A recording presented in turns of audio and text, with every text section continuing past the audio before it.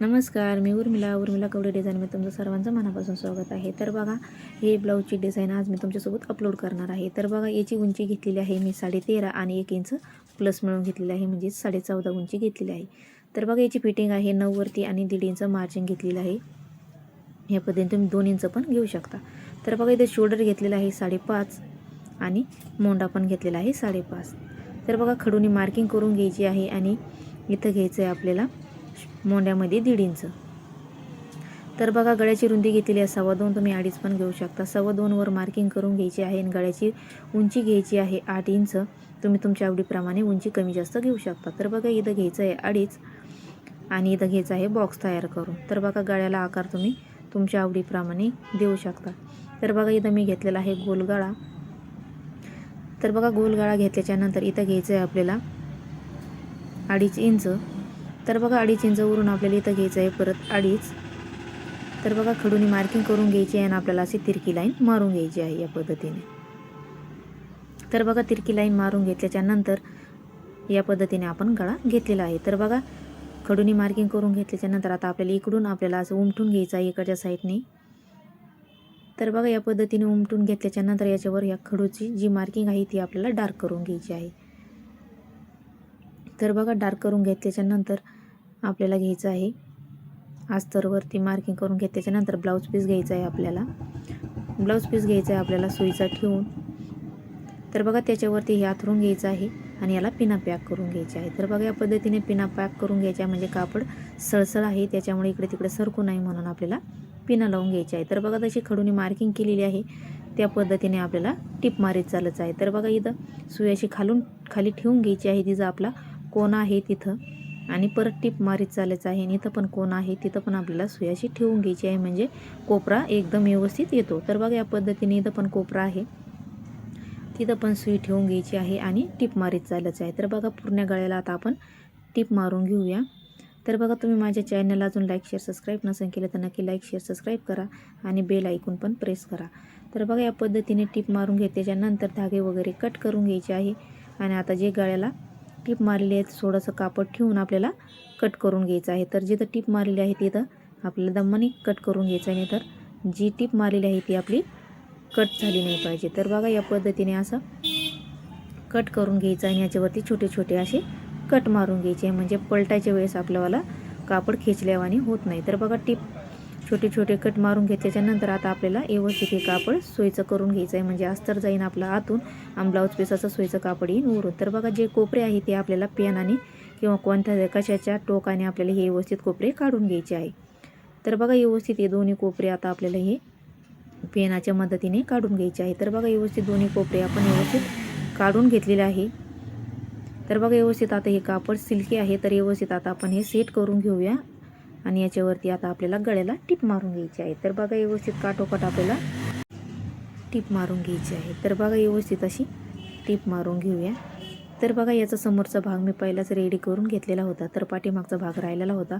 तर हा पाठीमागचा भाग आज रेडी करून घ्यायचा आहे. तर बघा, एकदम सुंदर असं बिना कॅनव्हास आपल्याला गळा तयार झालेला आहे. तुम्हाला कॅनव्हास टाकायचा असला तर तुम्ही कॅनव्हास पण वापरू शकता.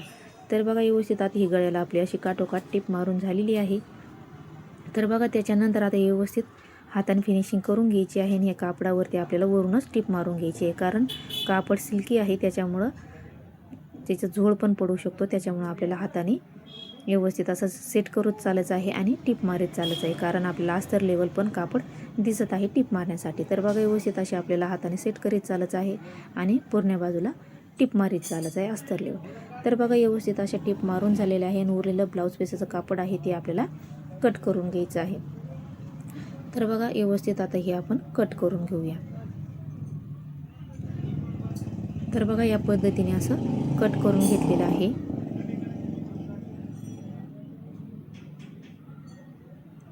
तर बघा, व्यवस्थित कट करून झालेलं आहे, धागे वगैरे कट करून घेतलेले आहे. तर बघा, व्यवस्थित फिनिशिंग आलेली आहे. तर बघा, याच्यावरती आपल्याला परत एक अशी टिप मारून घ्यायची आहे, तर म्हणजे व्यवस्थित याची फिनिशिंग वगैरे व्यवस्थित येईल. तर बघा, व्यवस्थित परत आपण परत एक गळ्याला टिप मारून घेतलेली आहे. तर बघा, व्यवस्थित टिप मारून झालेली आहे. तर बघा, या चॅनलवरती मी बोटनेक डिझाईन पण टाकलेली आहे, बोटनेक कटिंग पण टाकलेली आहे, 1 टक्स पण कटिंग टाकलेली आहे, 4 टक्स पण ती पण तुम्ही नक्की बघा एकदम सोप्या पद्धतीत. तर बघा जे पाठीमागचे टक्स आहे ते टक्स पण आपल्याला शोल्डर लेवल असे 4.5 इंचाचे उभे मारून घ्यायचे आहे या पद्धतीने. तर बघा व्यवस्थित पाठीमागचे टक्स मारून झालेले आहे आणि हाताने फिनिशिंग द्यायची आहे आणि कमरेला आपल्याला 1.5 ते 2 इंचाची पट्टी घ्यायची आहे आणि या पद्धतीने अशी अर्धा इंच आपल्याला अशी टीप मारून घ्यायची आहे. तर बघा व्यवस्थित अशी आपल्याला सरळ अशी टीप मारून घ्यायची आहे. जे आपले टक्सचे पॉईंट आहे ते असे आपल्याला आतमध्ये असे मध्ये घालून असे टीप मारून घ्यायची आहे. तर बघा टीप मारून झाल्याच्या नंतर आता हे अशी पट्टी ओपन करायची आहे आणि याच्यावरती आपल्याला दाब टीप द्यायची आहे. तर बघा दाब टीप देऊन घेतल्याच्या नंतर धागे वगैरे कट करायचे आहेत. आपल्याला अशी पूर्ण लेवल घ्यायची आहे या पद्धतीने आणि अर्धा इंच असा आतमध्ये मुडपून घ्यायचा आहे आणि याच्यावरती टीप मारायची आहे. तर बघा व्यवस्थित आपली अशी कंबरपट्टी तयार झालेली आहे. तर बघा कंबरपट्टीची टीप मारून झाल्याच्या नंतर उरलेलं कापड व्यवस्थित आपल्याला असं कट करून घ्यायचं आहे. तर बघा व्यवस्थित कट करून झालेलं आहे. तर बघा एकदम सुंदर असा आपला पाठीमागचा गळा रेडी झालेला आहे. तर बघा इथं घेतलेलं आहे ब्लाऊज पीसाचं कापड. तर बघा व्यवस्थित आता ही आपल्याला अशी याची पायपिंग करून घ्यायची आहे. तर बघा व्यवस्थित अशी ही याला टीप मारून घ्यायची आहे थोडीशी किंचित आणि याचीवाली आपल्याला पायपिंग करून घ्यायची आहे. तर तो एकदम सिल्की कापड आहे त्याच्यामुळे ही थोडी जाड होणार आहे.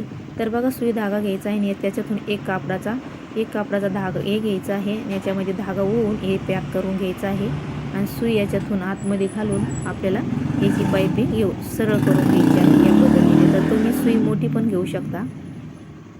तर बघा व्यवस्थित आता हे आपल्याला धागा इकडच्या साईडने सुई आपल्याला काढून घ्यायची आहे. तर बघा तुम्ही याची नॉट पण याच पद्धतीने करू शकता. एकदम सुंदर अशी बारीक नॉट पण तयार होती या पद्धतीने केली तर.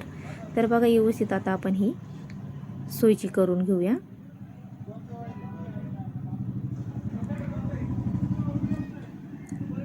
तर बघा व्यवस्थित आता ही आपण आपली पायपिंग सुईची करून घेतलेली आहे या पद्धतीने. तर बघा अशी आपली नॉट तयार झालेली आहे.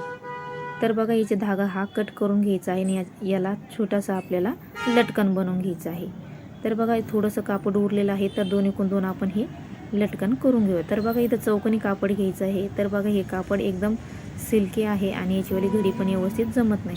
तर बघा या पद्धतीने असे लटकन बनवून घ्यायचे आहे छोटेसे. तर बघा दोन्हीकडचे पण लटकन असेच आपल्याला बनवून घ्यायचे आहे. तर बघा एका साईडचं झालेलं आहे, आपण हे दुसरं पण बनवून घेऊया.